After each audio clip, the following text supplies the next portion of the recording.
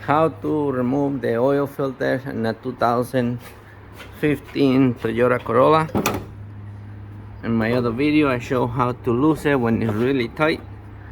In this case I'm gonna use my oil filter wrench. You need a 3/8 drive socket, wrench. It goes right in the middle, and if it doesn't come out, you use a brake bar with a 1 1/16 socket, okay, to break it loose. In my other video I show how to get it loose it, but now now that I got it loose already, you put it in, make sure all the grooves are all the way inside. Get your ratchet, put it in. Remember, I lose this one with the brake bar already. Okay, now it's loose.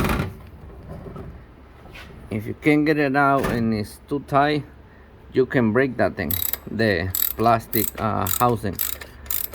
In my own cars, I own Toyotas, I buy the aluminum base. That's a little bit stronger than this plastic base, and I just replace these ones because I seen them break. The cars come into my shop and they broken the leaking oil because they tried to pull it out and it's tight, and they keep fighting with a small wrench and it just not gonna come out. So you need the brake bar to give one shot. Don't fight with that thing. You gotta get it out in one shot, one push. Okay, so I got the housing, gonna clean it up right there. Now we're gonna remove the filter. We're gonna remove the O-ring that comes with the filter. I need both hands, give me a minute. Okay, I removed the O-ring. O-ring is in the garbage. So now we're gonna spray clean it, all the grooves nice and clean. Clean the inside, shake it, dump it. Okay, don't throw a cigarette into this garbage thing, because with the brake cleaner it will light up very quick. Okay, now we're gonna clean it up. Okay, we're using the oil filter from Federate. This is a PG6311. It comes with the filter and the O-ring. So now this O-ring, we're gonna put it on the housing all the way down there. Okay, it's in the housing. No, yeah, one more group right there. Now this O-ring, you want to put a little bit grease on it. Okay, grab the filter, numbers facing up. I don't know why, but I'm always put the numbers facing out so I can read them. Get a little grease and just put a little grease on the O-ring. That's it. So now we're gonna put it on the car. I'm gonna wipe it down a little bit.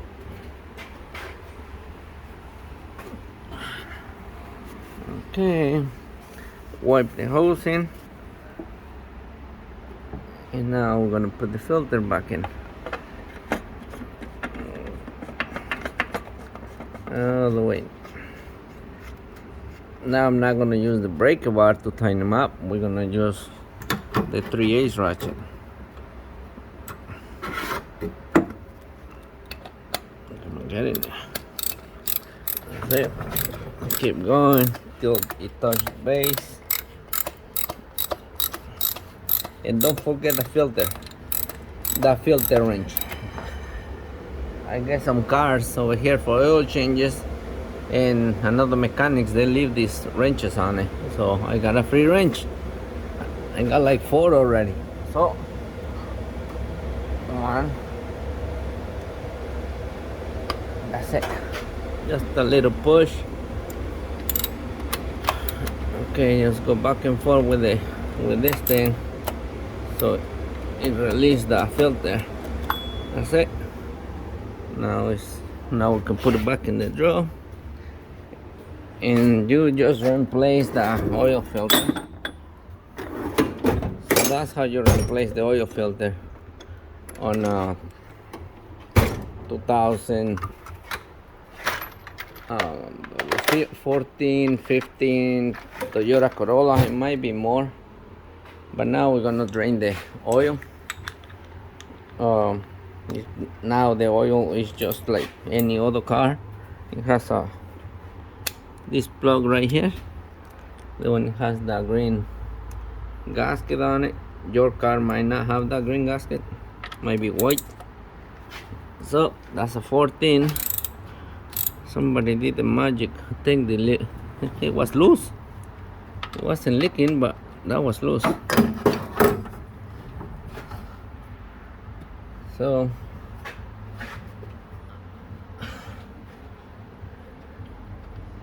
let's say if you don't trust those quick oil change shops to do your oil change, you can do it yourself, save some money, and it's fun. I got an oil pen. You know, if you change your oil, the place where you buy the oil, not Walmart but AutoZone or Ali, Federate, those stores, they supposed to take the dirty oil back. So if you put the oil, the dirty oil, back in another container, you can take it back to the store and they're supposed to take it for free. They're not supposed to charge you. So if you're doing this job at your house, don't dump the oil in the garbage, or you know, in your backyard. Don't do that. Just give it back to the store where you bought the oil for your car, and they're supposed to take it for free. Look at this. It needs a tire. Well, it is what it is. So now we're gonna wait a few minutes, let it drain. Okay, we left that thing, the oil, draining 15 minutes. Put the plug back on. And that's it. The gasket look good. I'm not gonna change it. I think if the gaskets look good, I don't have to change them.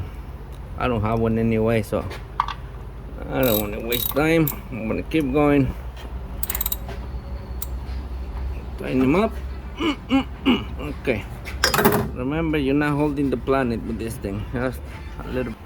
Okay, so now grab some paper towels and we're gonna clean the filter housing.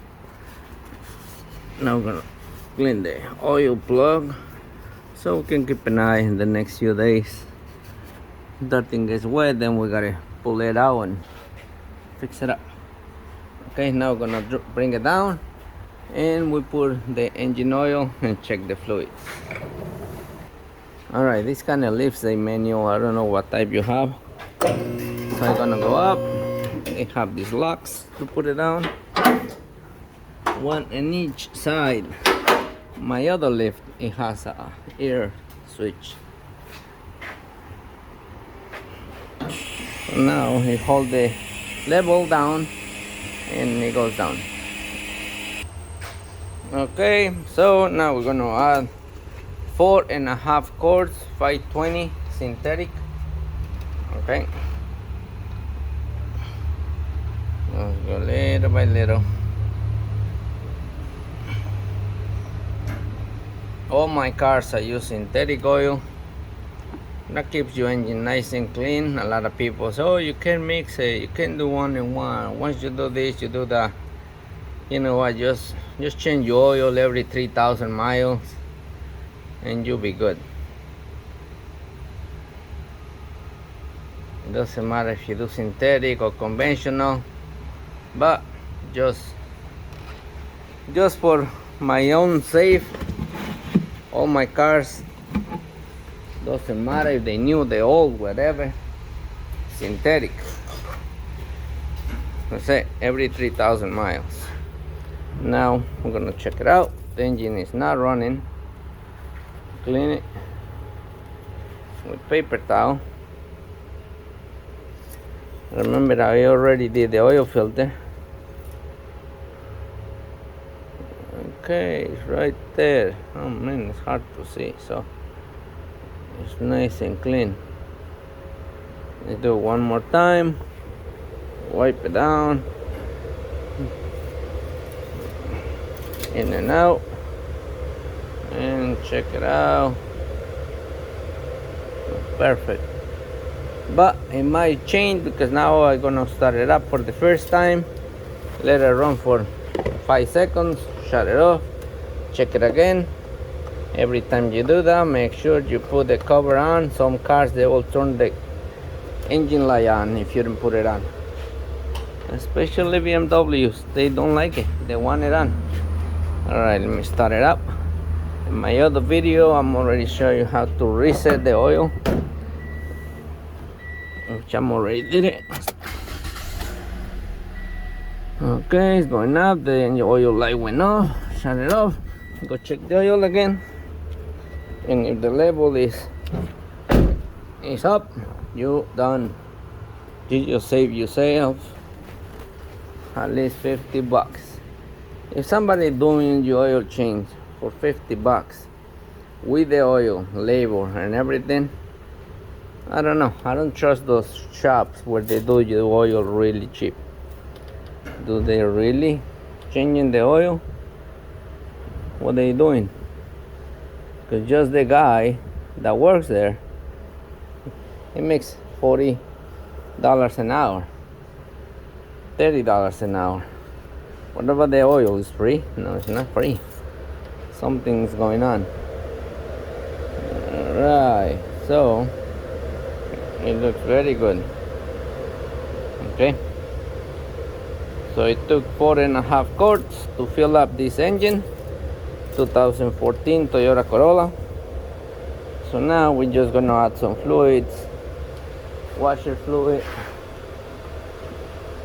That one is supposed to be all the way up, nice and full.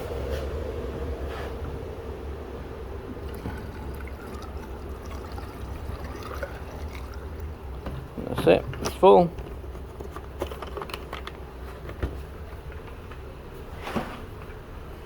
Okay, if you're not a mechanic stuff, don't touch this. Open it only in the morning when it's cold. If your engine is warm or hot, don't open it. If you put your hand on it and you feel it hot or warm, don't open it. Stay on the safe side.